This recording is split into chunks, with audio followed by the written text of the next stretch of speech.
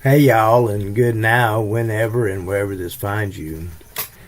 Today's video is going to be about the transition that I've been going through in my journey to become a video butcher. As you know, we're in the great transition and growth is exponential at this point. And I've watched myself change in the last few years.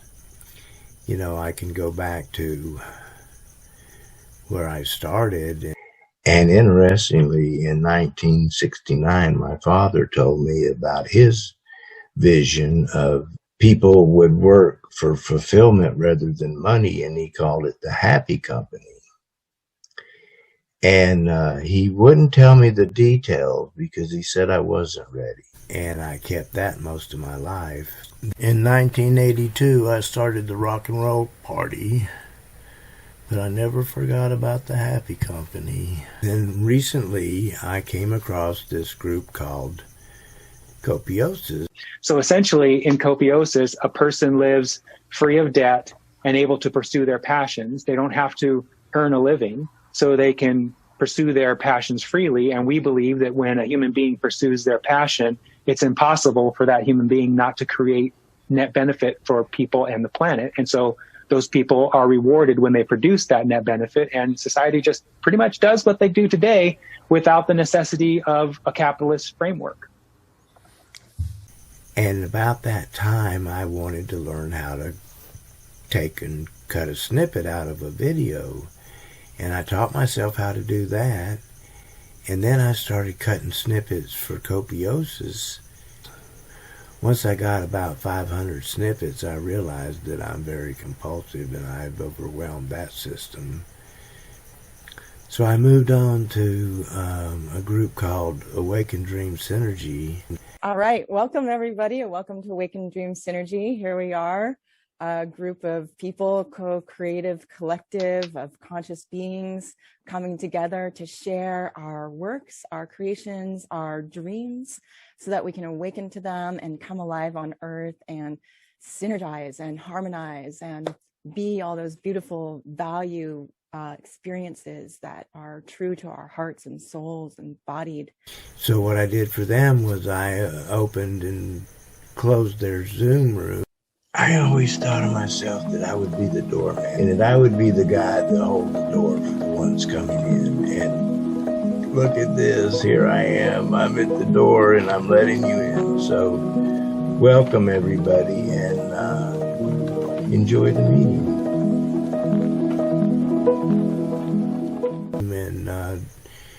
And made videos from that group meeting. From there, I saw a video about Citizens Assembly, and that was in Ireland. In Ireland, a deliberative citizen assembly composed of 99 randomly selected Irish citizens met intensively over the course of a year to learn from experts, deliberate, and offer recommendations on 5 important issues facing the country. One of their recommendations resulted in a national declaration of a climate emergency, and another resulted in a groundbreaking referendum to change the Constitution to legalize abortion. This direct vote was one that had groundbreaking voter turnout.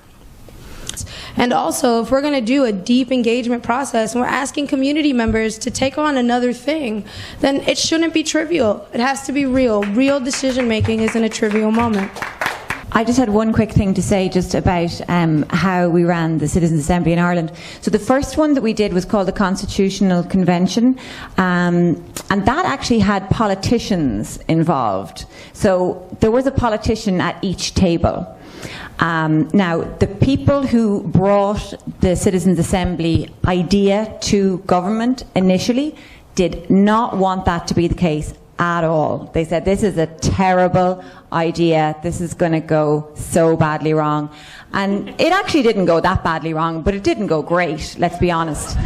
But you know, but at the end of it, we still had a fantastic result. But what ended up happening, and I think that this is part of why citizens' assemblies now are going to be part of the fabric of how we do business in Ireland, is that what we had then was we had buy-in, major buy-in for the process, because the politicians had been around the table, they had seen the energy, they had seen the motivation of the people, they had seen how people behaved, they had seen the suggestions, they had seen some of the recommendations. They were like, oh my God, wow. And also, I don't want to do this again because I don't have any time. It takes too much time. So that was the big learning, I think, in Ireland that I think is useful to share, was that, you know, there was buy-in because they were there at the outset, but they were left behind for the subsequent ones. So, and then from there I found out about deliberative democracy, which is in Stanford University. So our question is, can democratic deliberation solve our extreme partisan polarization? And we approach this through a method that I call deliberative polling, which is not the same as ordinary polling. It's sort of built on top of it. We begin with a survey of the public, but then we gather the sample together, either face-to-face or online, for in-depth deliberation in small group discussions, plenary sessions where the experts from competing points of view answer questions developed in the small groups, and the small groups and plenary sessions alternate. And the discussions are moderated in small groups and permit the participants to come to an informed judgment over a weekend of deliberation, and they register their final considered judgment in confidential questionnaires, so we don't get the pressures of consensus in a jury verdict. And we have large enough numbers that we can evaluate the representativeness and the opinion changes statistically. So in effect, we put America in one room, or whatever country we're talking about. Found out from Stanford University that they had a platform on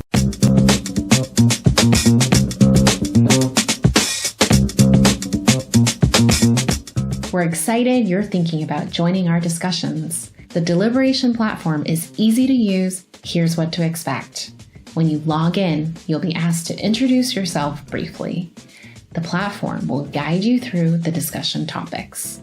You'll get some briefing materials before the session starts, and some of that information is also available in the agenda. After all the topics are discussed, your group will develop and rank some questions to be presented and answered by plenary sessions with experts and policymakers. You'll join that plenary session with your group. Depending on the event schedule, you may join your small group again or complete a survey to finish. We hope you'll join us. See you soon. I called in to Caleb Maupin's podcast, and this is what happened. All right. What's on your mind? Happy to be TC. Do you know anything about deliberative democracy from Stanford University? I don't, but tell me about it. They do a thing called deliberative polling, and they poll people, a wide variety of people. Then they get them to come together, and they inform them and facilitate them talking to each other, and they learn to talk to each other, and they're ending this polarization that we have. So interesting. They learn more about it. It's at Stanford University Center for Deliberative Democracy, and they've created a platform for 8 to 15 people that can get together and have a discussion. They'll be briefed, and it's AI facilitated. So then you can take any question and deliberate on it. And so they want to scale it up to where there'll be millions of people using these until people learn to talk to each other. And the first thing they find out is we're not that different. Well, I'm really glad to bring you on, and I will check that out about the deliberative democracy. That sounds like an interesting idea, bringing people together and realizing that we're not that different. We may have historical narratives that are different, or ideological narratives, but it seems like everyone wants the same thing, right? I mean, we want jobs and healthcare and education. We want there to be stability in society, right? I mean, we all do kind of have the basic same human desires. Is that kind of what you're getting at? Yes, and that's what they find out. And they did one in Dallas where they got 500 and something people together. Okay. And briefly in the beginning, there was this dude from Colorado, and he was kind of like hung up on immigration. And then there was this black chick friend. She was kind of angry. And by the end, they both said, well, we're not that different. And it was so beautiful. I mean, it's like to see the people bring their truth to each other and express it, accept it, integrate it, and then become more, together. Yeah, that's great. All right. Well, thank you for letting our viewers know about it. People will check it out. Deliberative Democracy. Thank you very much. Thank you, Caleb. Yep. So I started a Zoom room and got a group together, and we did the Stanford platform with the AI assistants. And we decided that we could do this on our own. And the issue became where to get our issues or topics to discuss. So in the process, I'd gotten on Discord, and I met Brian, and he had written a blueprint for a better America.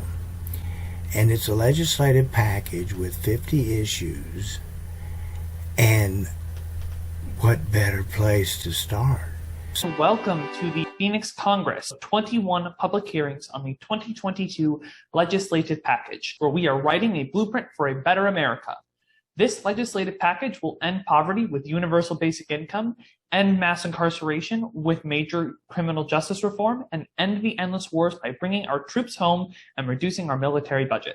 With that, I'd like to welcome the delegate from North Carolina's 9th District to continue his testimony on the blueprint for a better America. Thank you, Mr. Chair.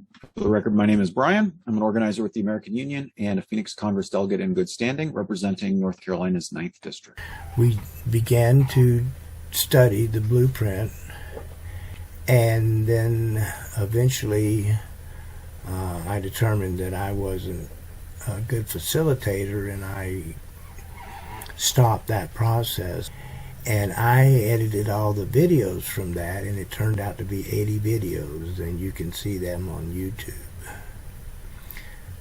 Where the Citizens Assembly in Ireland had the backing of the government, this blueprint for a better America legislation has been crowdsourced completely outside of the system.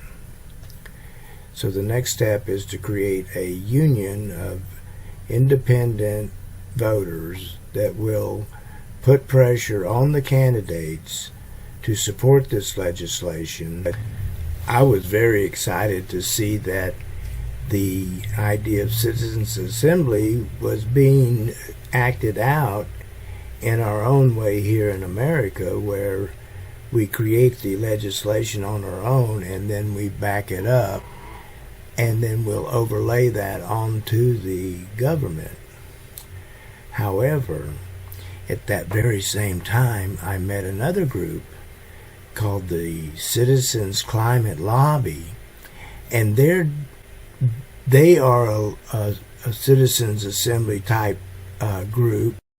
The climate is changing. Extreme weather is disrupting livelihoods and food supplies around the world. This is observed. This is documented. This is the scientific community's consensus. The climate is changing. Carbon emissions are driving that change. Emissions come from burning fossil fuels. So if we want to slow or even reverse the change, we must lower our fossil fuel use. By charging a fee on fossil fuels and returning that revenue to households as a dividend, we can do just that, starting a chain of positive effects. Fossil fuels become less desirable.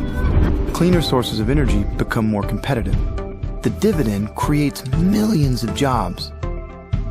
Carbon emissions go down, reduced air pollution saves tens of thousands of lives, and climate change is brought under control. We can make this happen. But enacting a carbon fee and dividend isn't in our hands. It's in theirs. How do we sway them? What can we do?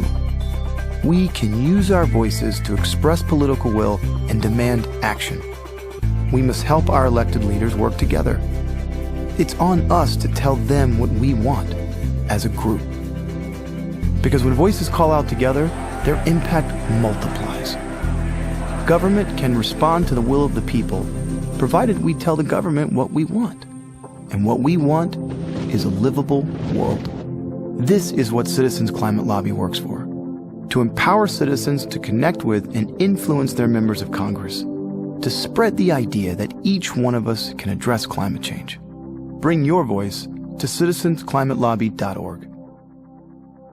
And they're trying to get just one piece of legislation passed, and that's for the tax on carbon. The Citizens Climate Lobby is over 10 years old, and they've yet to accomplish their goal.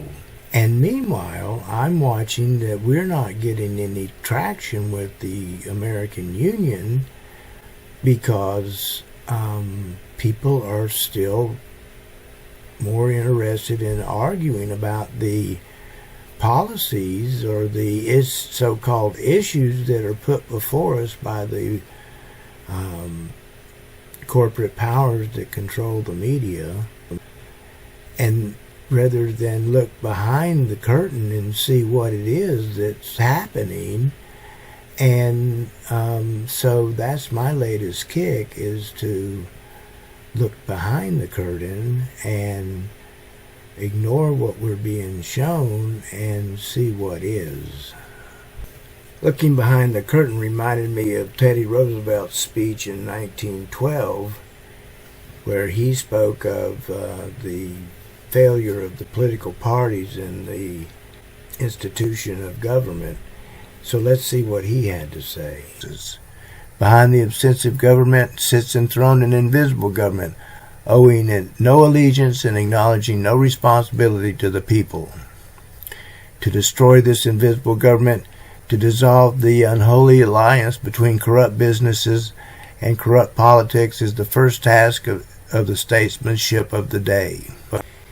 That's more looking forward. Where I am and where I think a lot of people are today is in just realizing that our happiness and our well-being is our responsibility. And the point is that it's up to each one of us now to reconnect with that place deep inside where the joy and love exist.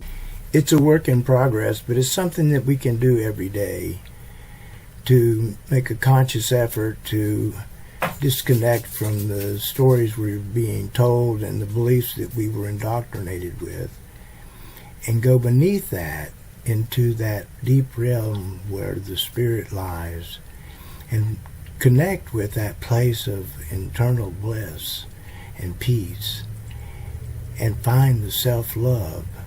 And from there, begin to look around you at all the things that you can appreciate. And from that, you continue to build the positive vibration and raise it until you are making new decisions based more in line with your authenticity.